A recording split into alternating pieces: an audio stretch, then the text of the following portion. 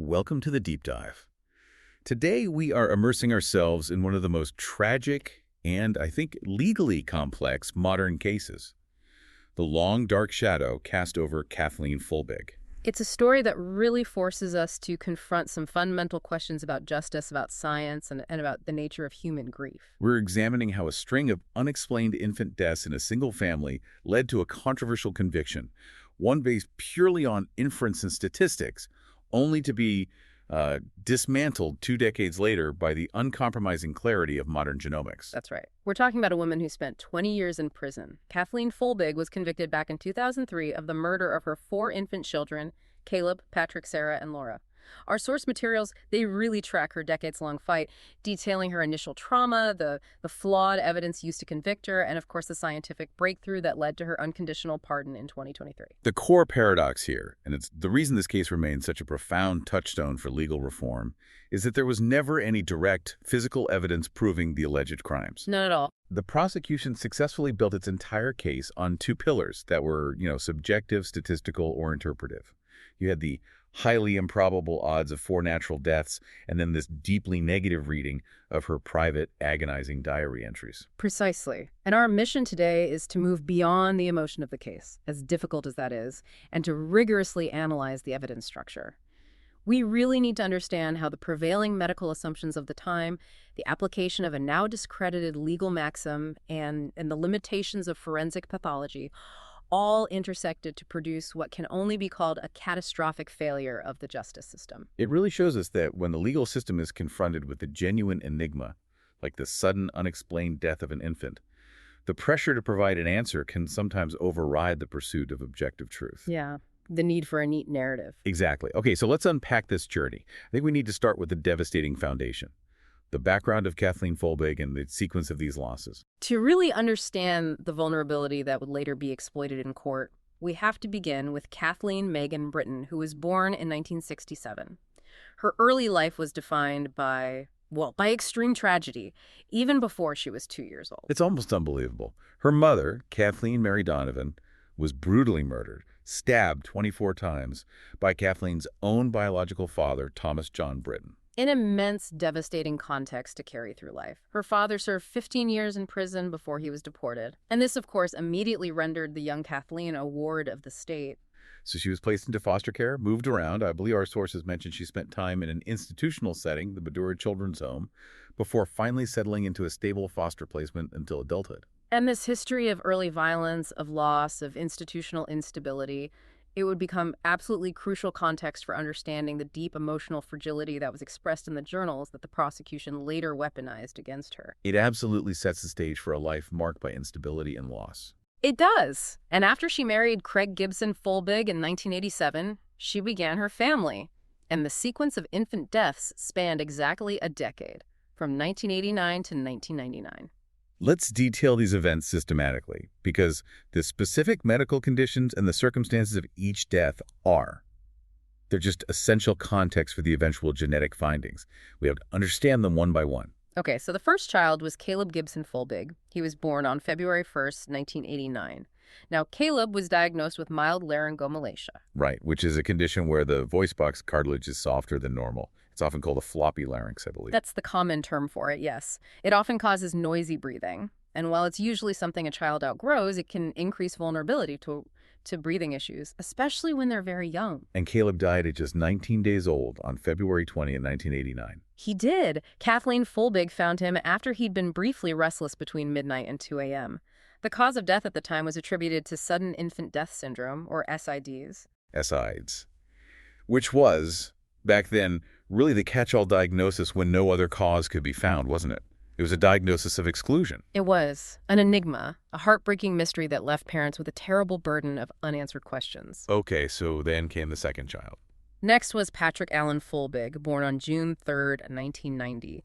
And Patrick's story is slightly different, and it's a crucial difference. In October of 1990, when he was just 4 months old, he suffered what was called an apparent life-threatening event. And his father, Craig, was there and performed CPR. He did, and he was successful. Patrick survived, but he was left with profound neurological damage. He was later diagnosed with epilepsy and also with cortical blindness. Cortical blindness, meaning his eyes could see, but his brain couldn't process the visual information. Exactly. So this makes Patrick's situation fundamentally distinct from Caleb's SID's diagnosis. He had confirmed severe pre-existing conditions. He was a very sick baby. And 4 months later, on February 13th, 1991, he died. He did.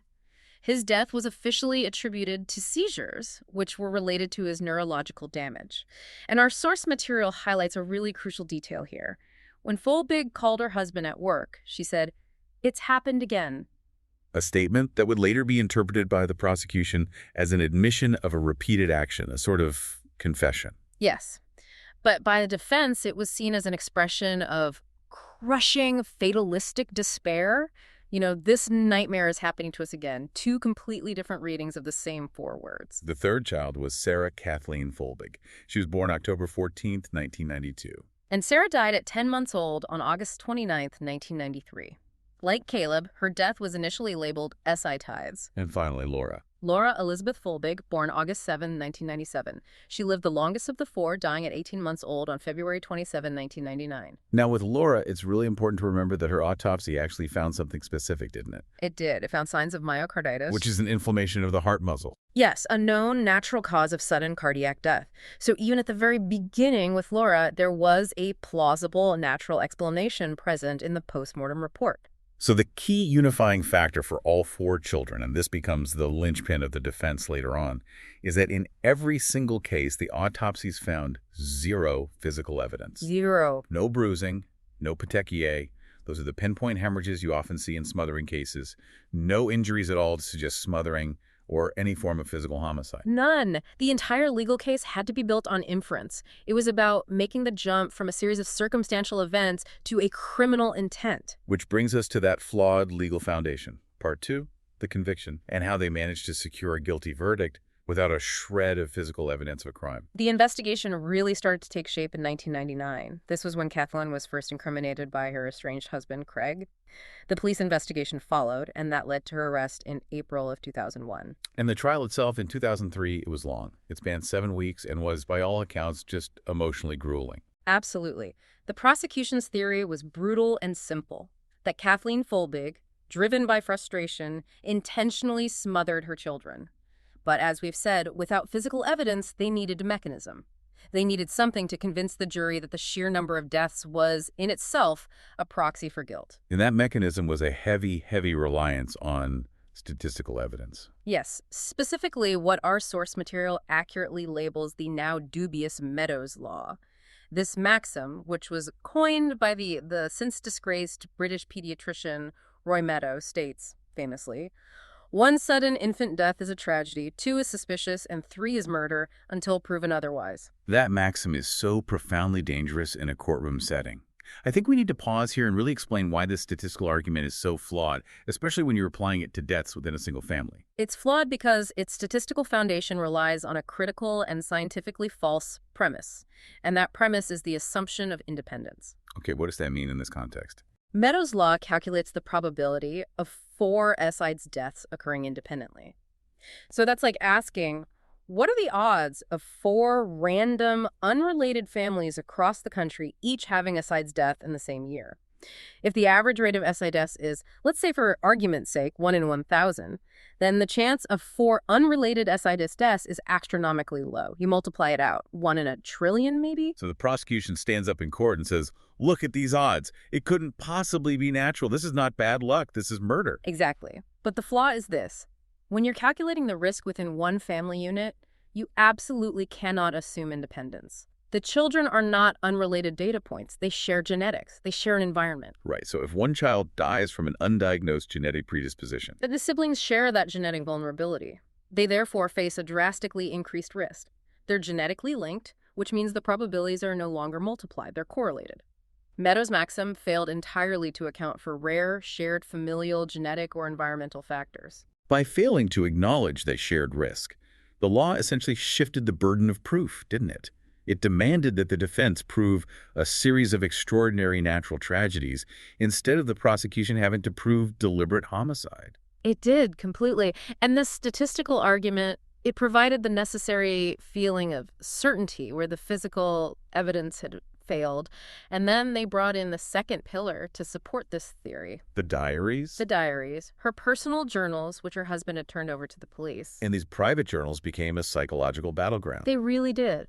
The prosecution interpreted specific phrases as admissions of guilt. They suggested she was conscious of having acted against her children out of frustration or temper. For example, entries where she discussed her temper, her stress, her feelings of being out of control, or her reflections on the death, these were all presented as circumstantial evidence of intent. But the defense offered a completely different lens. They argued that these were the desperate, dark, and self-lacerating writings of a profoundly grieving mother. A mother who is internalizing the cultural narrative that she must somehow be responsible for these unexplained deaths. A woman with her own deeply traumatic childhood, grappling with unimaginable loss. Right. They argue these entries were not admissions of murder, but expressions of a typical, if extreme, form of the crushing parental guilt that often follows Eside's death, compounded by her own history. And that distinction is just key. A grieving parent often blames themselves. They think, I wasn't attentive enough, or I felt a moment of frustration, and then this happened.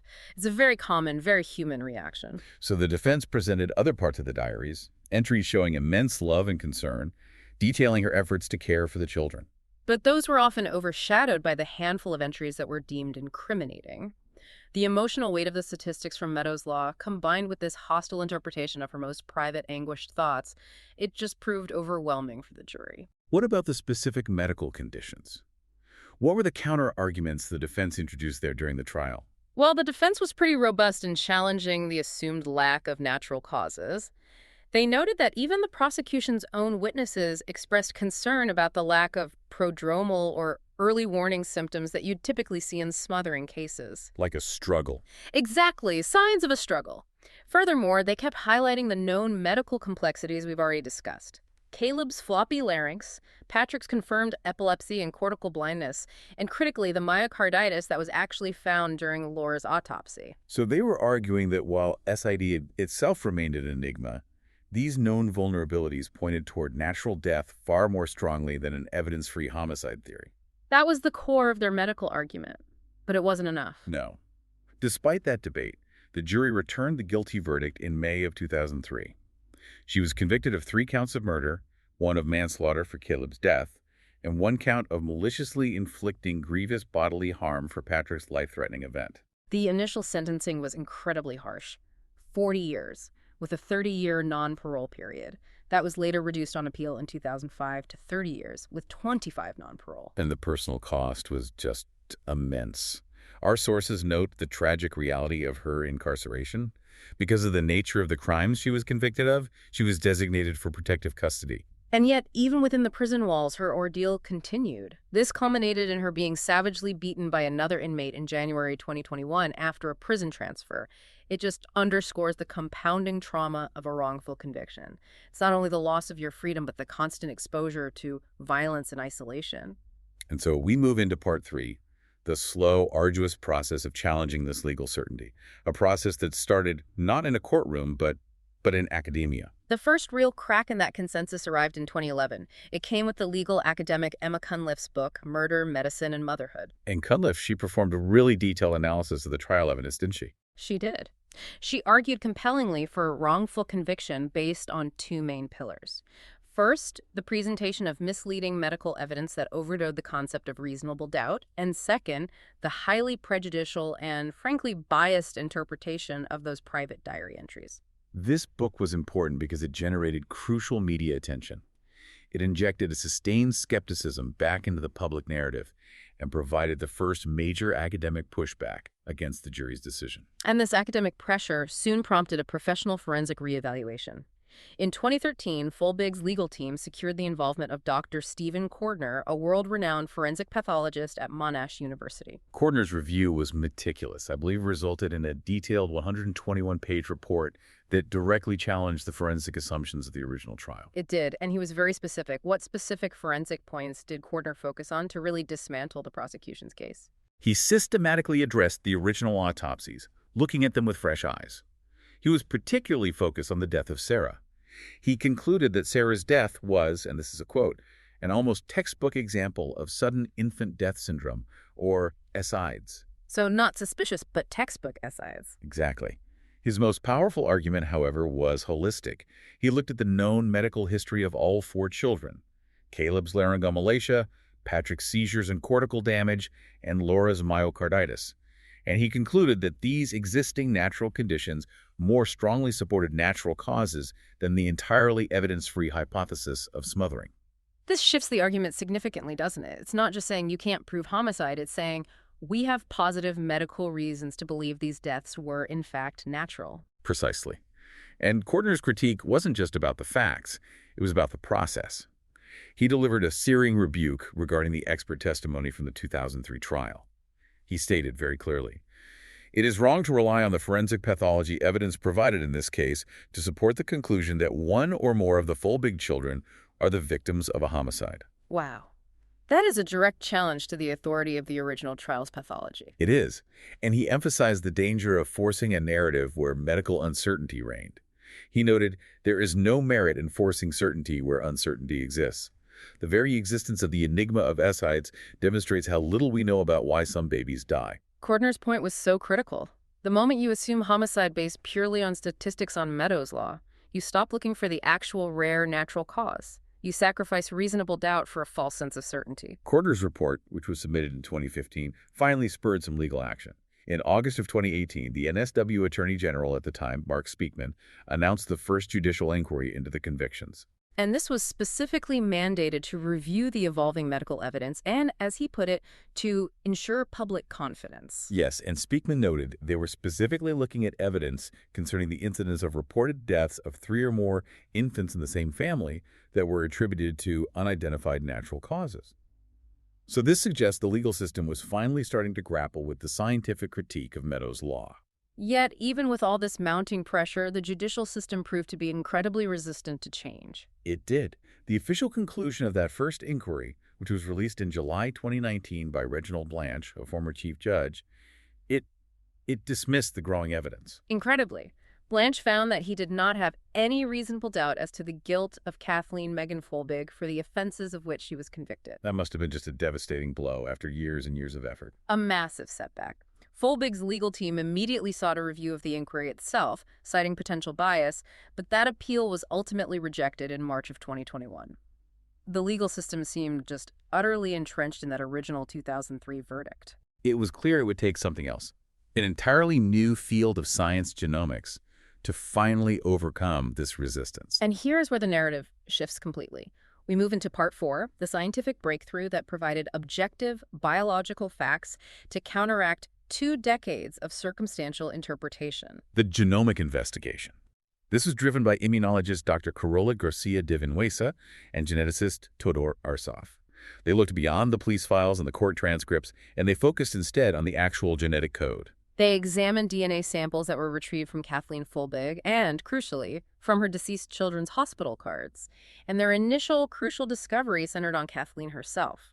She carried a unique, rare, and potentially lethal mutation in a gene called KLM2. Okay, let's elaborate on this because this is so important. Right. What exactly is the KLM2 gene, and why is this mutation such a game changer in this case? So the CALM genes, there are 3 of them, CLM1, 2, and 3, they encode a protein called calmodulin, and calmodulin is absolutely critical. It acts as a kind of molecular sensor, regulating the flow of calcium ions within the body's cells, particularly in the heart and in the nervous system. And in the heart, this calcium signaling, what does it do? It governs the speed and the force of the heart's muscle contractions and, most crucially, the relaxation phase, which is known as repolarization. It controls the entire rhythm. So if there is a mutation in KLM2, the calcium signaling is faulty. The rhythm is off. Precisely. Variations in these CALM genes are strongly linked to severe cardiac channelopathies. The most famous one you might have heard of is long QT syndrome. Right. Long QT syndrome causes a delayed repolarization of the heart after a beat. This makes the heart susceptible to sudden, chaotic, and often fatal arrhythmias, especially under stress or, importantly, during sleep.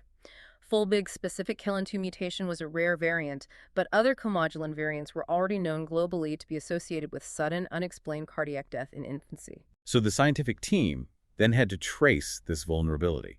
Which of the children had inherited this specific KLM2 mutation? The genetic analysis, which was published in a major scientific journal in November 2020, confirmed it. The two daughters, Sarah and Laura, had both inherited this specific KLM2 mutation from their mother. And the scientific consensus was powerful. The mutation altered their heart rhythm, predisposing them to sudden, unexpected cardiac death. And this genetic explanation, it just beautifully integrates the non-homicidal factors that were present in the girls' lives. It connects all the dots seamlessly. How so? Well, the scientists proposed that this underlying cardiac predisposition could have been acutely triggered or accelerated by what they called intercurrent infections. For Sarah, there was evidence of a respiratory tract infection at the time of her death. Okay, so a common illness that for a normal child is minor, but for her, it was a trigger. It could have been a fatal trigger. And for Laura, there was the existing myocarditis, the inflammation of the heart muscle found in her autopsy. That would have put extraordinary stress on an already genetically vulnerable heart. And they also noted, I believe, that Laura had been given pseudoephedrine. Yes, a common decongestant. But it's known to speed up the heart rate and can, in rare cases, trigger arrhythmias in individuals who are susceptible. So you have a perfect storm of factors for Laura, a genetic flaw, an infection, and medication. This provided a natural, objective, and specific mechanism for the deaths of the two girls. It completely removed the need for a theory based on human action. And we really have to stress the rarity again, as the sources do. KLM2 mutations are exceedingly rare. They're estimated to occur in only about 1 out of every 35 million individuals. So the mathematical improbability was completely reversed. Completely. It wasn't improbable that the two girls died from this. In fact, it was the explanation for why 2 children in the same family died in this way. They shared a known, rare, and lethal genetic vulnerability. Okay, so that covers the girls, Sarah and Laura. But the boys, Caleb and Patrick, they presented a more neurological profile, particularly Patrick with his severe epilepsy and blindness. Did the genetic team find a parallel explanation for them? They did. The genomic investigation also addressed the deaths of Caleb and Patrick, and they found that each of the boys carried 2 potentially lethal genetic mutations in a different gene. This one was called the BSN gene. BSN. What does that stand for, and what's its function? It stands for bassoon presynaptic cytomatrix protein. It's a bit of a mouthful. It is. But essentially, the BSN protein is crucial for establishing and maintaining the synapses, the communication junctions between neurons in the brain. It helps regulate how signals are sent and received. So mutations here would cause neurological dysfunction. Severe neurological dysfunction. In fact, these mutations are known in animal models to cause things like early onset lethal epilepsy in mice. The specific combination of mutations that were found in Caleb and Patrick meant they were highly vulnerable to neurological crises. And what was the inheritance pattern here? Was it also from their mother? This was different and also crucial. One of the BSN mutations was inherited from their mother, Kathleen, but the second crucial mutation was inherited from their father, Craig. So they got one from each parent. Exactly. This provided a natural biological explanation for the boy's neurological vulnerability, and it mapped perfectly onto Patrick's confirmed history of severe epileptic seizures and related neurological trauma prior to his death. So after 2 decades of circumstantial inference and statistical doubt, the scientific evidence provided an objective natural cause of death for all 4 children. Yes. KLM2 defects causing sudden cardiac death in the daughters, and BSN mutations causing a lethal neurological vulnerability in the sons. The weight of this combined genomic evidence, it must have been overwhelming. It completely negated the statistical argument Meadows' law that had formed the absolute bedrock of her conviction. It was no longer a question of probability, it was a question of biological fact.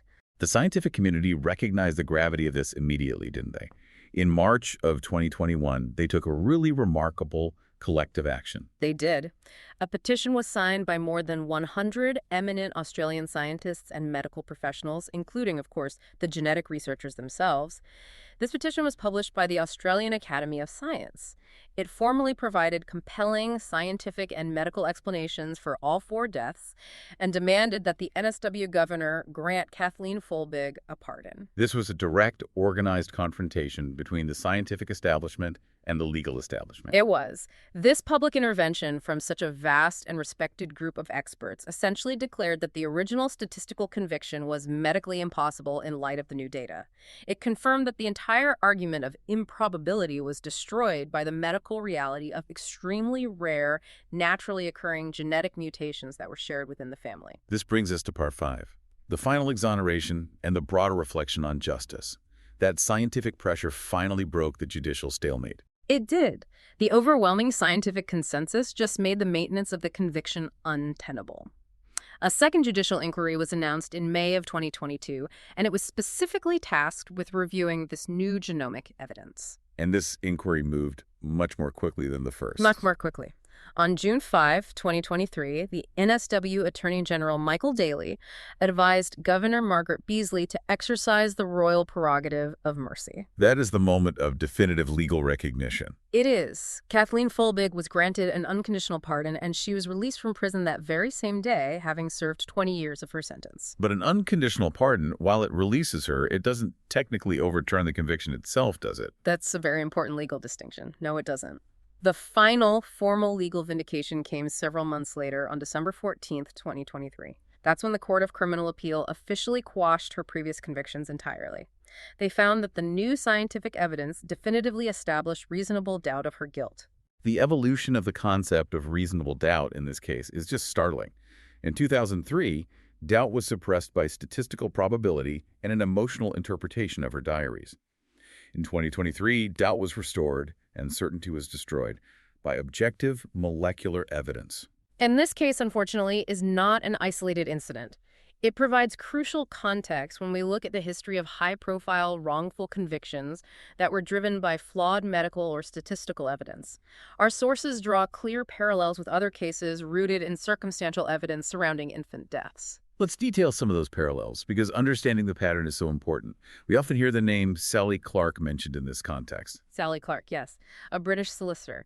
She was convicted in 1999 of murdering her 2 infant sons. Like Folbigg, her conviction relied incredibly heavily on the discredited statistical analysis presented by Roy Meadow. The same man, same theory. The very same. He claimed the odds of 2 SI-died deaths in an affluent family were infinitesimally small. Her conviction was overturned on appeal in 2003 after it was revealed that the prosecution's own medical expert had failed to disclose crucial evidence showing one of her sons had a bacterial infection that could have explained his death. And she spent 3 years in prison. She did, and the experience tragically led to her early death from alcohol poisoning years later.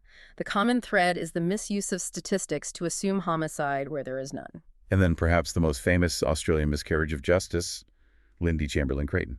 Lindy Chamberlain-Creighton was wrongfully convicted in 1982 for the murder of her 9-week-old daughter, Azaria, whose death was actually caused by a dingo attack near Uluru. The initial conviction there was based on questionable forensic evidence and, just as importantly, a highly prejudicial public perception and intense media scrutiny. Exactly.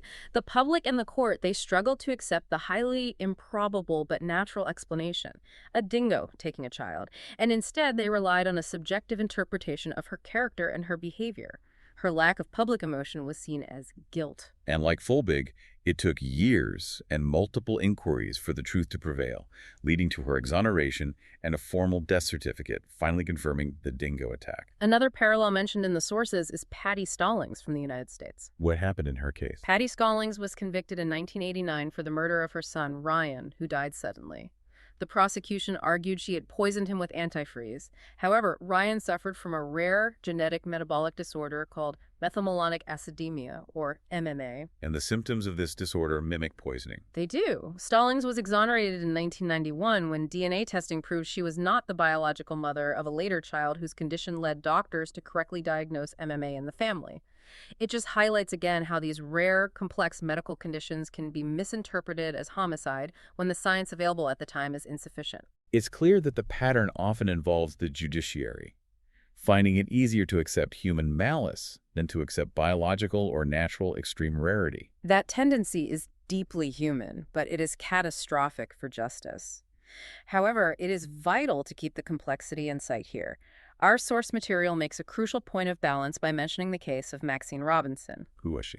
Robinson was a UK mother who was a serial child killer. She confessed to the crimes, and the judge in her case noted that it served as a necessary reminder that, quote, not all mothers in prison for killing their children are victims of miscarriages of justice. That provides a very necessary grounding. We're not arguing that the system is always wrong. Not all. We're analyzing the profound structural failure that occurred specifically in the Folbigg case due to the reliance on outdated scientific concepts in Uriel and a prejudicial interpretation of her grief. The focus here is rigorously examining how a statistical and psychological construction was definitively overturned by biological fact. And if we synthesize this entire journey, the fundamental transformation was moving from a legal case built on Meadows' discredited maxim and the interpretation of private grief to a modern, evidence-based refutation built on genomics that provided irrefutable natural causes for all 4 deaths. The uncertainty that Dr. Cordner spoke of back in 2013 was finally resolved by a field of science genomics that had matured significantly since Kathleen Folbigg was first charged. So the deepest insight this case really offers us is how rapidly evolving scientific knowledge, specifically these deep dives into fields like genomics and cardiology, must compel the justice system to re-examine historical judgments. The very concept of reasonable doubt has been redefined by our ability to sequence and understand the human genome.